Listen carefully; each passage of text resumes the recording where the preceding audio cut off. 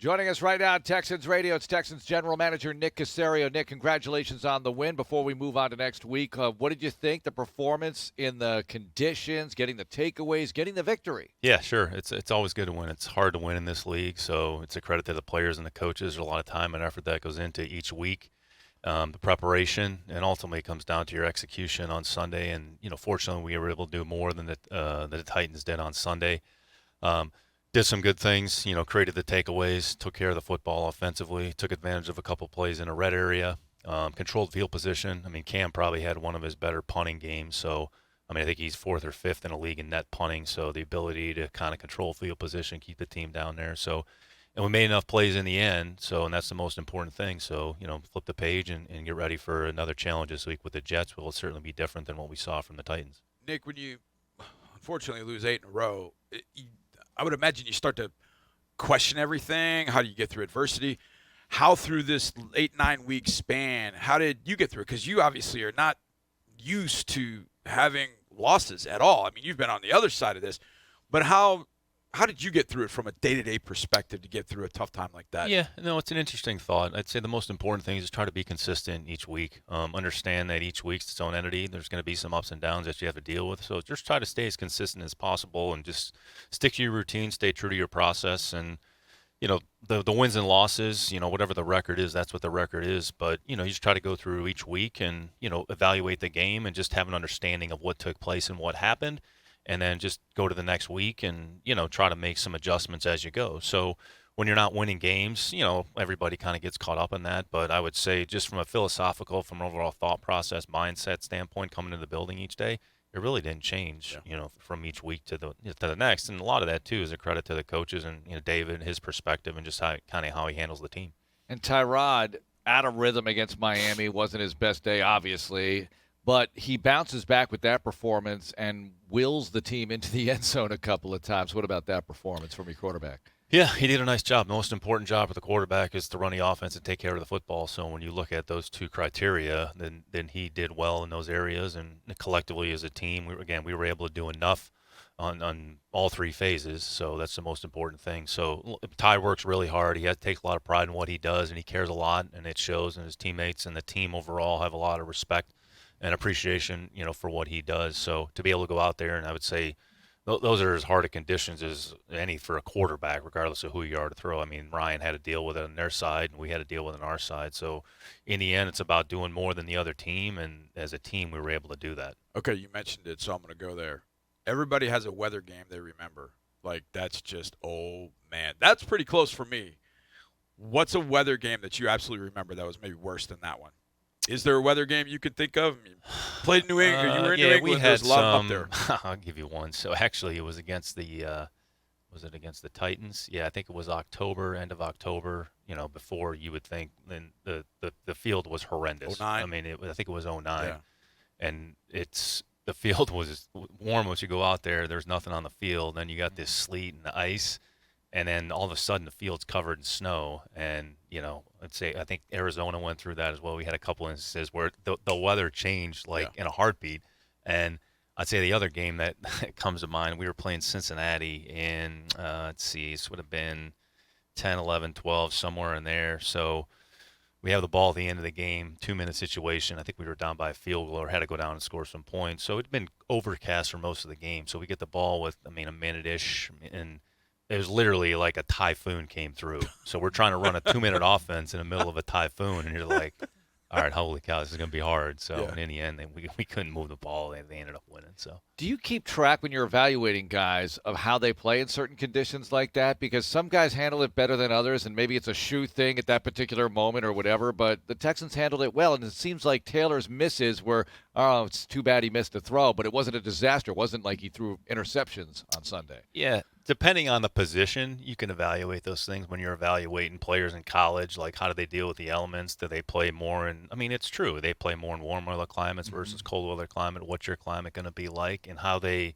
handle those circumstances, situations as a team. If you're outside practicing those conditions, you kind of instill a mindset and a thought process like, all right, we've dealt with it, we've practiced in it, and in the end, it's not about the weather. It's about what do we need to do to go out there and execute. So you can't get caught up in how much wind or rainfall, because there's going to be wind, there's going to be rain, there's going to be a myriad of different things. You can't get too caught up in that. You're not playing the weather, you're playing the opponent, but you just have to have an understanding of the conditions and realize that both teams are going to be restricted in terms of what they can do from an execution standpoint. Thankfully, there's a roof here. We don't have to worry about it on Sunday, but we do have to worry about the Jets, Nick. And I think with the Jets, I mean, Elijah Moore is unbelievable, but it obviously starts at the quarterback position where they have three different guys. They've got the aging veteran in Joe Flacco. They've got Mike, who's been kind of around, kind of kicking it around, but has some talent. And then they've got the young Nubian, Zach Wilson. Don't know which of those three you end up seeing. How does that change the preparation for this week, if at all? The fact that they are similar, but there are some differences amongst, especially Zach Wilson, who can move a little bit. Yeah, really, it goes back to understanding the program and the philosophy of how they want to play. So you look at, let's start with from the team building standpoint. So Joe Douglas is general manager, the things that he believes in. They've done a good job at the draft. They say they drafted a number of young players both this year and last year that are probably going to be good players for a long time. Understanding what Coach Sala wants to do, how he wants to play, very aggressive coach. They play hard. They really compete. They play with a lot of effort. And then offensively, specific to what we're talking about with their quarterbacks, Mike LaFleur is the offensive coordinator, so you have to understand like what's their system, how do they want to play, what are some of the things that are gonna carry over regardless of who the quarterback is. So they've had multiple quarterbacks that have played this year, like you mentioned. They've all had success at different points, but when you watch them play, regardless of who the quarterback has been, they were productive with Zach, they were productive with Mike. Joe played pretty good the other day against Miami. Their best player offensively, their two best players are probably Moore among the two, but Moore and Michael Carter. And Michael got hurt. Michael had really done a really nice job for them, kind of as a 3-down back. So another rookie play, offensive player. There's two Michael Carter. Both Michael Carters have actually done a nice job. So, the two backs, Carter and Johnson, they've gotten production from those players. They signed Corey Davis in free agency. He's really been a huge addition. I mean, you all saw him for however many years now with the Titans. So Corey Davis, Elijah Moore is going to be a really good player. He was a good player at Ole Miss, and he's done a nice job. I think he had his most productive game there the other day, and drafted AVT in the first round. So they have a pretty good nucleus of young players, regardless of who the quarterback is, and the same thing defensively. So I think the one thing that stands out about their team defensively is their front four is the strength of their team. Like, those guys create a lot of problems.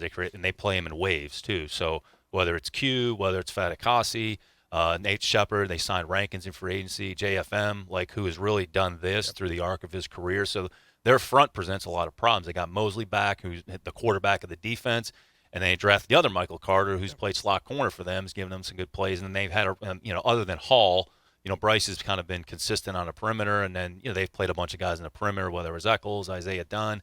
So they've had, and then at safety, they've been forced to play some other guys as well. So to a certain extent, they've had to deal with, let's say, some of the same things that we've had to deal with, and they've played well at different points, but they certainly can present some problems on each side of the ball.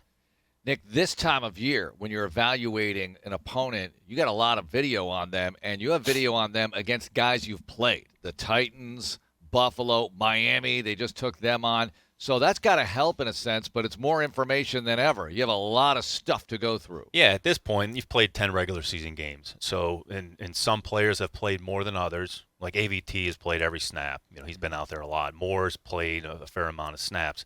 There's other guys that have maybe played a little bit more as a result of injury, whether it's like Quinton Williams, or the linebacker, not Q, but the other Quincy Williams, excuse me, a linebacker. And then Delshon Phillips, guys you really don't know about, but they've had the opportunity to play, whether it's defensively in their kicking game. So to your point, Mark, you have X number of plays, let's call it 500-600 plays, however many plays on each side of the ball, and then X number of plays in the kicking game that you can evaluate and see what are their strengths, what are their weaknesses, how do they play. And then you have to look at certain opponents may have more relevance than others relative to how you play us, the Texans, how we play defense. So what have they done against similar types of defenses? So those are some of the things that you can kind of start to evaluate as you approach the game plan for that week. They're pretty interesting. They've got brothers, Quincy and Quinton Williams. And then they've got two guys that are named Michael Carter that they just drafted, not both related. out of the state that are not related. I'm not looking forward to this as a play-by-play. Make sure your card is right, Mark. Both out of, well, I mean, you can guess Michael Carter, but Michael Carter was fun at the Senior Bowl, no doubt. Nick, the way that defensively you guys played against the Titans, they got some yards, but Bo Dernek at key times, fourth down stops. But I think one of the more underrated plays was the one right at the end of the half made by Ross Blacklock. When Tannehill threw that ball out of bounds, did you know, okay, that should be intentional grounding, and it's a 10-second runoff. We're out of here without giving up points. Did you kind of – because I had to take it off, my headphones off so I could talk to David at halftime, so I didn't hear what was going on.